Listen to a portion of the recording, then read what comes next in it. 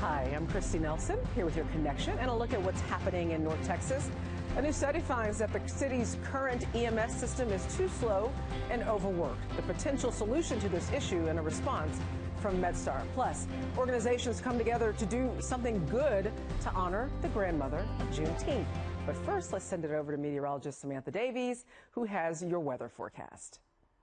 Scattered showers and thunderstorms are in the forecast today, and as we head into the evening and early part of tonight, there is a low-end chance that they could reach severe limits. Some of the stronger storms could be putting out hail as well as some high winds. Heading through the afternoon, scattered showers, a high chance. There'll also be periods of dry weather today.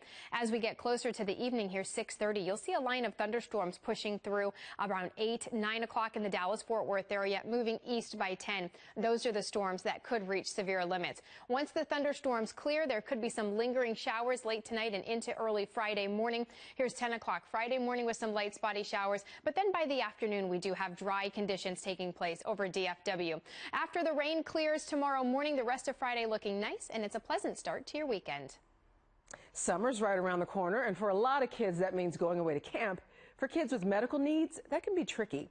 A summer camp in North Texas helps kids who have type 1 diabetes, but it's in need of a little help from the community. Noah Walker has that story. The morning routine is the same in a lot of homes.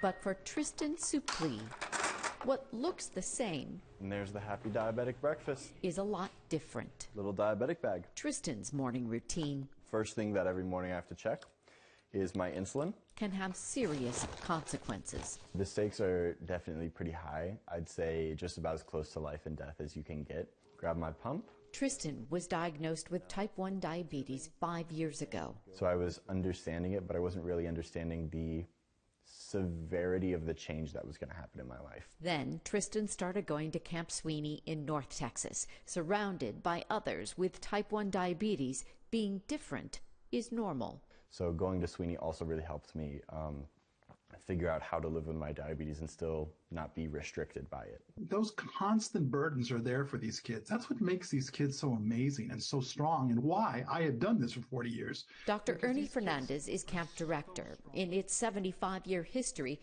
35,000 campers from around the world have gone to Camp Sweeney for education, friendship, and a break from the stress of managing their disease alone.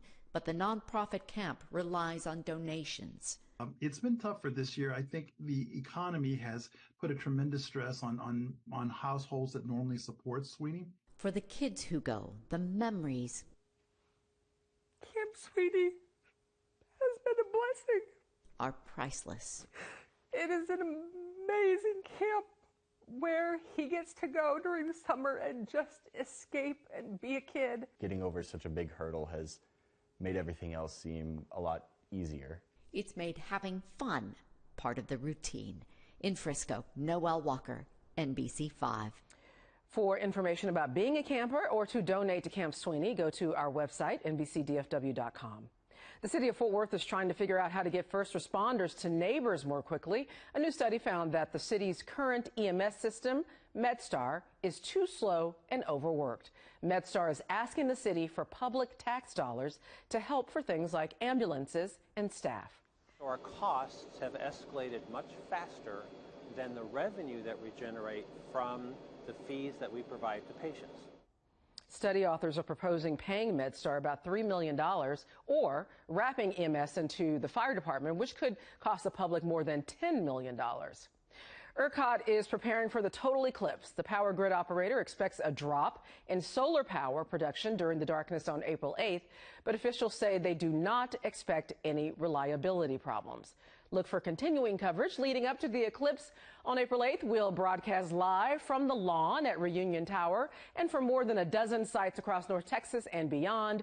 You can find updates at NBCDFW.com/eclipse. A milestone event for the grandmother of Juneteenth, Miss Opal Lee. We were there for the wall raising and board cutting ceremony for her new home. Texas Capitol, Trinity Habitat for Humanity, and History Maker Homes partnered to rebuild her home on the land where her family's home was burned to the ground in the 1930s. Thanks for catching up with The Connection.